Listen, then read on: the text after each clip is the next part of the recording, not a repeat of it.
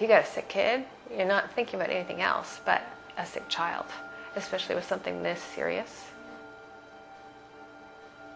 I'm Karen, this is Kendall, and this is her sister Cassie. It was about a year ago, and Kendall, we got in the back seat of the car. I was driving, and she said, "Mommy, I have heart pain." And I said, "No, you don't know what a heart pain is, right?" And I said, "No, you're probably just hungry. Eat the banana." And I said, and tossed her a banana, and we got home. And then we got in the door, and she went and laid on the bed. And then I thought, uh-oh, something's up, right? I didn't know what a normal heart rate was. I stopped counting. I wasn't even close to a minute, and I stopped counting at 230, 240 with Kendall. And then went and called an ambulance.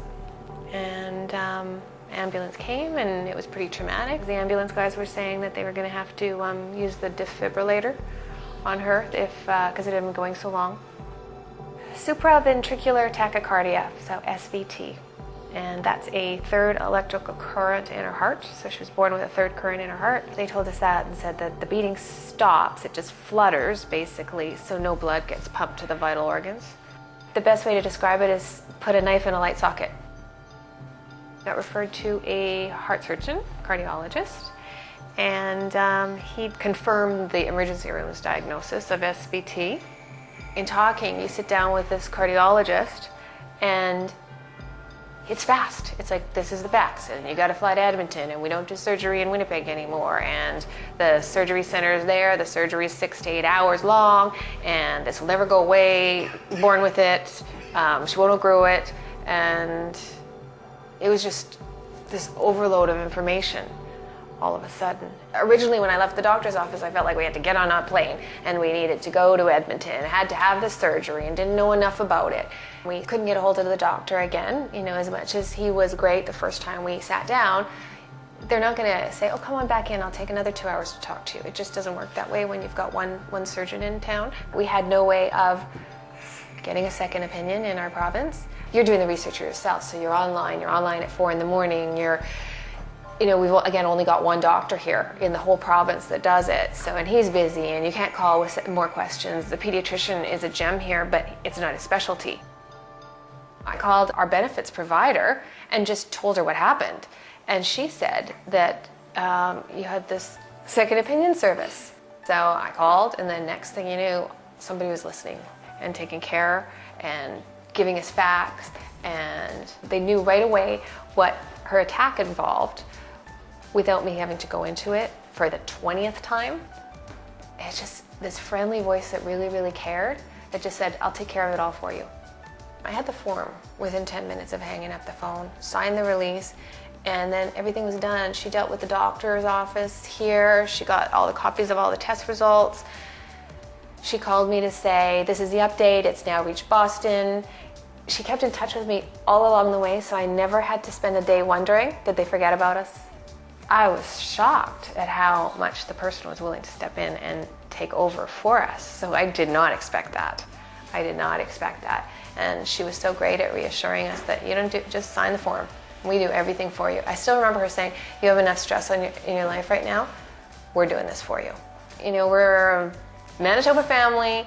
We don't know what else is out there. So when I'm told that the #1, pediatric cardiology center is in Boston, and that's where you're going to get the opinion from, I was jumping for joy and very thankful to have that caliber of doctor looking at the file. It's like just a handful of days, and we had this big booklet back with a second opinion on it. It was just so detailed and so thorough and so much in layman's terms. After I got that booklet from WorldCare, I stopped doing any research. I never went online again looking for a diagnosis or treatment for this ever again. So ultimately, the diagnosis was confirmed, but it was confirmed in a way that gave me peace of mind. The last piece in the letter was that the doctor wanted to know how Kendall was doing by Christmas. You actually felt like people did care, and they spent a lot of time. The treatment was very similar, but it was more of a watch and wait, and the report encouraged us and said it was okay to watch and wait, because my gut was to watch and wait. Her dad's gut was to, let's watch and wait, right, before we go racing off and doing heart surgery. So it gave us the confidence to do that. And we're here a year later and nothing else has happened. So as she gets older, she gets stronger. And if that, the surgery has to happen, which it probably will, she's older and stronger, every year. What's changed in the daily routine is that we're living life the way we were living it before the original diagnosis. So the original diagnosis was fear, and fear-based. And then their second opinion, even though it confirmed the diagnosis, the explanations were there, the people were there. So now, because of that, and feeling really comfortable in the diagnosis and understanding the condition, which you don't understand after your first doctor's appointment, you can go on with life. We don't do anything different, whereas we were doing things different before the second opinion. Until we had the second opinion, we had a fear of riding a bike. We had a fear of going on the trampoline. We had a fear of going on amusement park rides. She was changing as a result of it and becoming very withdrawn. The second opinion confirmed that she was okay to go through with daily activities. We were able to say, absolutely, go faster. Let's buy you a bigger bike. It has nothing to do with that. And we just knew what to watch for. If I hadn't have made that phone call, I would have spent hundreds of hours doing research, getting more upset because there's so much on the internet that doesn't apply. And you know what? She probably would have had the surgery. I probably would have jumped, panicked because you're panicked, and the doctor's saying this will never go away without surgery. So she might have gone through something that she didn't have to go through, and frankly may never have to go through till adulthood when she's grown up and strong. So thank God for that phone call.